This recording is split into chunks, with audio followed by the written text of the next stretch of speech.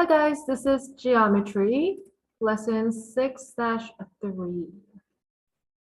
In this lesson, properties of parallelograms, we'll be able to use the properties of parallel lines, diagonals, and triangles to investigate parallelograms. Let's look at critique and explain. Kennedy lists all the pairs of congruent triangles she finds in quadrilateral A, B, C, D. We have some given information here. A, B, and C, D are congruent. B, C, and AD are congruent. And X is the intersection point between the diagonals. And these are lists that Kennedy has that she can infer from the given information.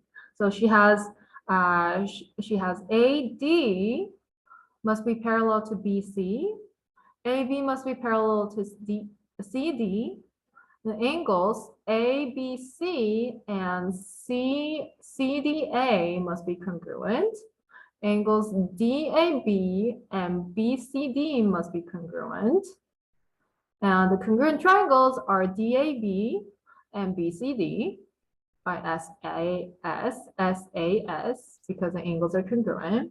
And same way, ABC and CDA are congruent by SAS. It should be easier when we draw it. DAB is this angle, this triangle, okay, DAB. And then the other triangle is BCD. And then ABC is the other way around. ABC is the longer triangle over here, ABC. And then this is CDA, okay? So part A, is Kennedy's justification for triangle congruence correct for each pair? So is this correct? By SAS,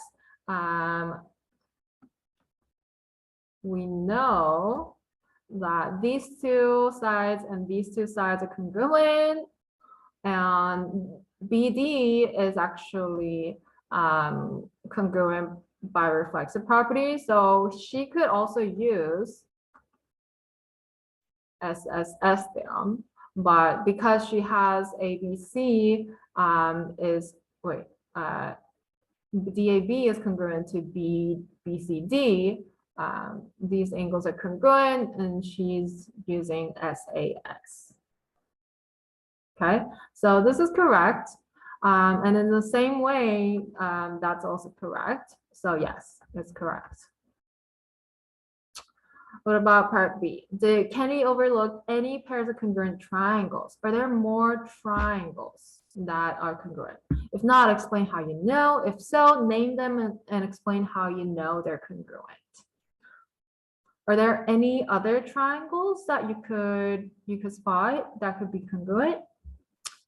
First, how many small triangles do the diagonals form? The diagonals form 1, 2, 3, 4 small triangles.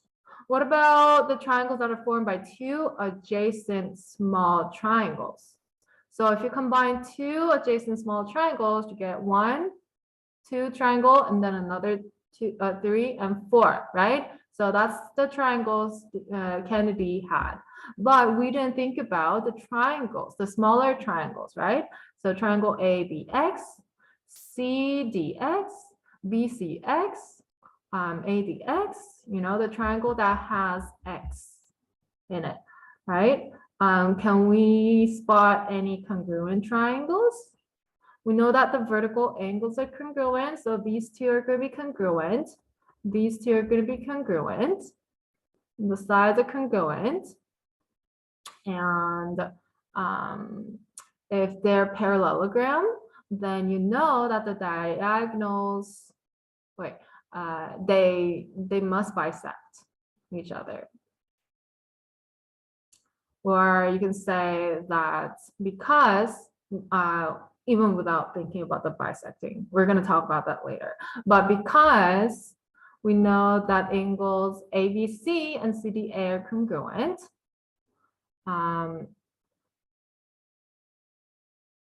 and we know that these triangles are congruent, we can say by CTC, the corresponding angles should be congruent too. So these angles are congruent, and then, wait, let's use 3. And then the other angle pairs are congruent. So using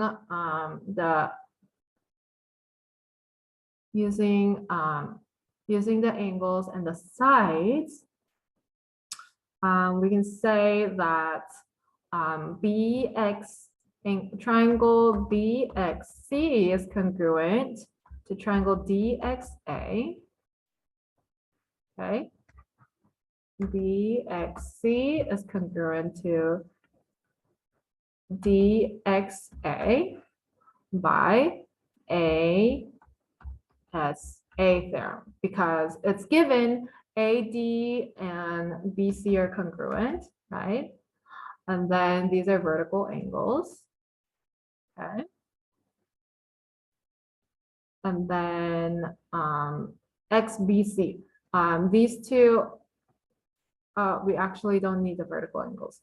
These two need to be, so B and D must be congruent, C and A must be congruent because they're alternate interior angles.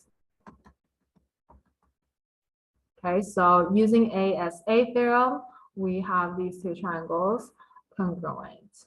And also, with the same theorem, we can say XVA and XDC are congruent.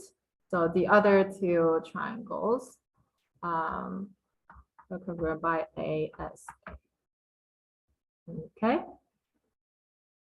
So in this lesson, let's think about what the relationships of the sides, the angles, and the diagonals of a parallelogram are. Let's look at example 1, exploring opposite sides of parallelograms. How do the lengths of the opposite sides of a parallelogram compare to each other? Quadrilateral ABCD is a parallelogram, so it has 2 pairs of parallel sides. Alternate interior angles are congruent.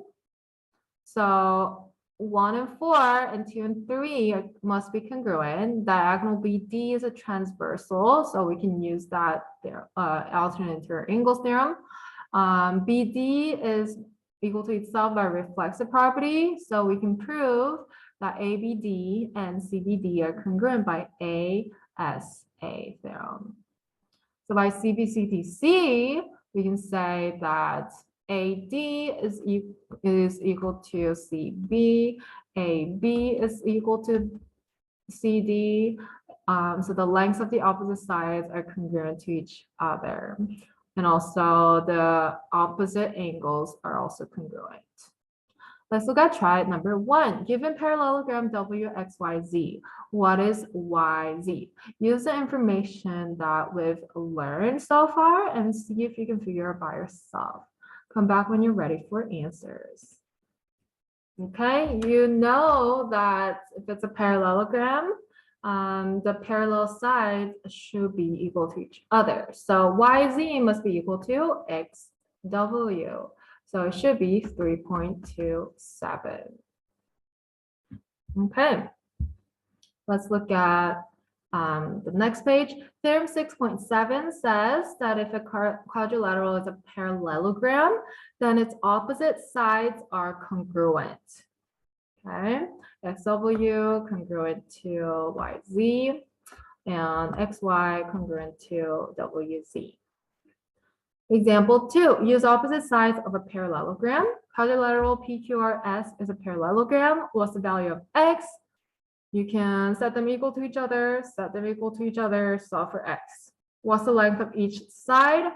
Once you figure out X, you can substitute that number in and figure out each side. Here, they use PR and PS, but you're welcome to use 4x is equal to 5x minus 3. You'll get the same answer, x is equal to 3. Try number 2. The 600-meter fence around City Park forms a parallelogram. The fence along Chaco Road is twice as long as the fence along Grover Lane. What is the length of the fence along Jones Road? Where is Chaco Road? Chaco Road is twice as long as the fence along Grover Lane. So if that's X, that's 2X. What's the length of the fence along Jones Road? What's X, right? So see if you can solve by yourself, come back when you're ready. But I'm gonna set up an equation. Okay. It's a 600-meter fence around. So that means not the area, but the perimeter should be 600 meter, which means we can set these Jones and Grover as X, Chaco and Village to be 2X. So then X plus 2X plus X plus 2X must be the perimeter 600 meter. Okay, so combining all the like terms, 2 plus 2 plus 1 plus 1 is going to be 6X. So X is 600 divided by 6, which is 100 meter. So Jones Road is X, which is 100 meter is the correct answer. Okay, so you need to be able to set up an equation using algebraic expressions. All right, example 3 on the next page. Explore angle measures in parallelograms. Part A, how are the consecutive angles in a parallelogram related? You can use what you know about angle relationships formed when parallel lines are cut by a transversal. So that was way in topic 1 or 2, right? Because look at this parallelogram. Because they share a common side, 1 and 2 are consecutive angles. And since they're same side interior angles of parallel lines, they're supplementary angles. Okay, same side interior angles theorem. Consecutive angles 1 and 2 are supplementary. Part B, how are the opposite angles in a parallelogram related? So what about 1 and 2? And 2 and that's 4. All right, consecutive angles are supplementary. Consecutive angles 2 and 3 are supplementary. So the opposite angles must be the same. And alternate interior angles are congruent. So they're congruent. Try number 3. Given parallelogram A, B, C, D, what are measure of angle A and C? You know, we just explored that the opposite angles are congruent and consecutive angles are supplementary. So A and C must be congruent, which should also be supplementary to 114. So 180 minus 114 is angles A and C, which is going to be 66. So measure of angle A is equal to measure of angle C, which is 66 degrees. What about measure of angle B? We just figured it out. It's 144 because it's congruent to the opposite angle D. All right. Theorem 6-8, if a quadrilateral is a parallelogram, then its consecutive angles are supplementary and the opposite angles are congruent. Here, theorem 6-9 is when the opposite angles are congruent. Example 4, we're going to use angles of a parallelogram. We're going to use the theorems. The green shape in the fabric design is a parallelogram. The measure of angle 2 is twice the measure of angle 1. What are the angles 1, 2, and 3?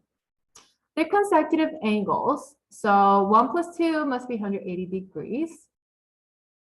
And measure of angle 1 is double the measure of angle 1. And measure of angle 3 is congruent to measure of angle 2.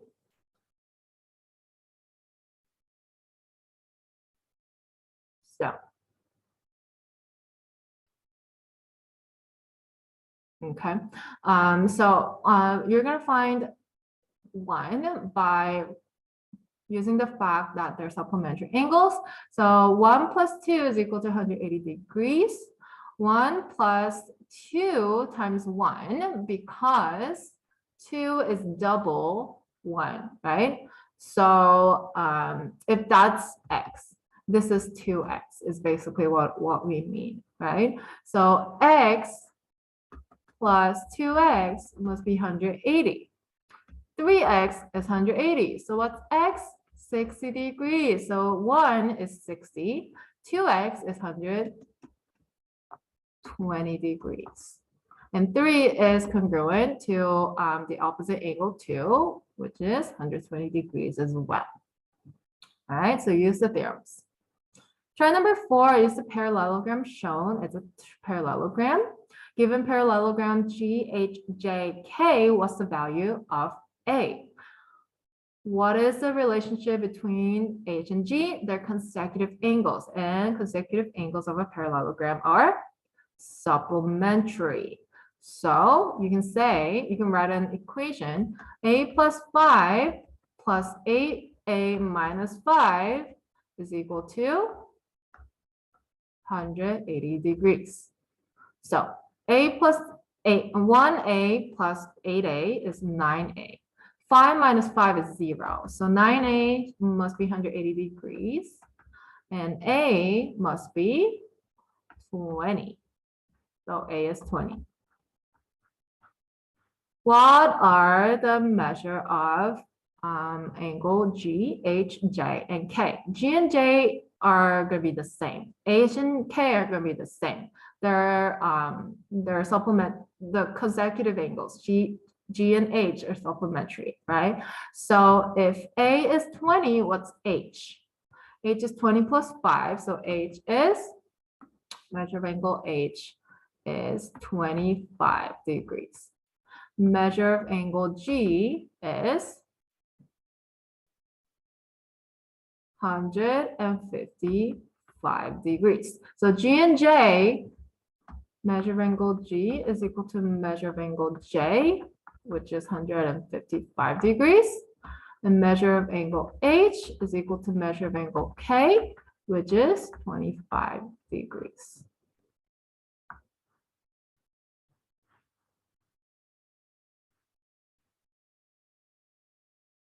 Okay. So theorem 6-10 also says if a quadrilateral is a parallelogram, then its diagonals bisect each other, which means WA, which means WA and AY are equal, XA and ZA would be equal. Okay. Let's look at example of 5. Explore the diagonals of a parallelogram. How are the diagonals of a parallelogram related? So this is the proof of this theorem. If it's a parallelogram, how can we prove that the diagonals bisect each other? Okay, first, it's given it's a parallelogram. So theorem 6-7 says AB is congruent to DC. And also, AB is parallel to DC, right? There are two things that we need. And then from theorem 6-7, we by this definition of parallelogram, we can say that A and 4, they're alternate angle by alternate angles theorem. They're equal to each other, and 2 and 3, they're congruent to each other. So using this information, we can say that the triangle ABQ and CDQ are congruent by ASA theorem. ASA theorem. Okay. So by CPCDC, we can say that AQ is corresponding to CQ, so they must be equal. And then BQ should also be equal to DQ. Okay. And so we can say that AC bisects BD and BD bisects AC, and now we've proven the theorem. by definition of segment bisector. It's a flow proof. Let's look at try number 5. Use parallelogram RSTU with SU equal to 35 and KT 19. SU is the whole thing. So this whole thing is 35. KT is just a half of RT. Okay, and that's 19, and this is 35. What is SK? SK should be half of SU because RT bisects SU, right? So 35 divided by 2 is SK, which is 17.5. What is RT? RT should be double of KT, right? So 19 times 2 is RT, which is 38. Okay, example 6. Find unknown lengths in a parallelogram. Corey stamps the orange and purple pattern shown on the front of the poster she is making. How many times she'll need to stamp the design to make a row of 60 centimeters wide along the dashed line? So now let's apply all the things that we learned about parallelogram. This stamp design is a parallelogram, so we know that the opposite sides are parallel and they're congruent to each other. The diagonals bisect each other. Okay, so using that information, we can say that BX and DX are congruent, and AX and CX are congruent. Okay. So determine the length of the diagonal AC. BX is equal to DX, and BX is 4, and AX is equal to 1.5 times BX because it's given here, right? AX is equal to 1.5 times BX is given. So using that BX is 4, we can figure out that AX is 6, and AC is 2 times AX, so AC must be 12. And so dividing 60 by 12, we can figure out how many stamps we need to fit all this horizontal line. So 60 divided by 12 is 5. He'll need to stamp the design 5 times to make a row of 60 centimeters wide is our answer. Try number 6. Given parallelogram GHJK, if PX is equal to PK is equal to 4, and HK is 2/3 of GJ, what is GP? Okay, it looks like there's a lot of things going on, but first, let's figure out the information that we can solve. If PK is 4, what's HK? 4 times 4, right? 4 times 2. So HK is 2 times 4, which is 8. And using this information, HK is equal to 2/3 GJ. Figure out GJ. HK is 8, so 8 is equal to 2/3 GJ. And GJ, let's go down. GJ must be 8 times the reciprocal of 2/3, which is 3/2. So GJ is 12. And GP is half of 12. So GP is half of GJ, which is half of 12.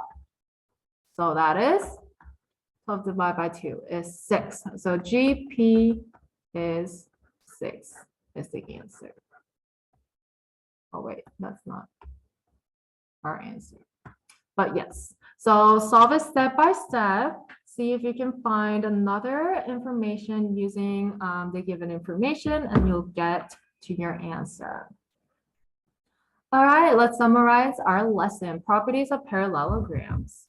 So the angles, looking at the angles of parallelograms, the opposite angles are congruent.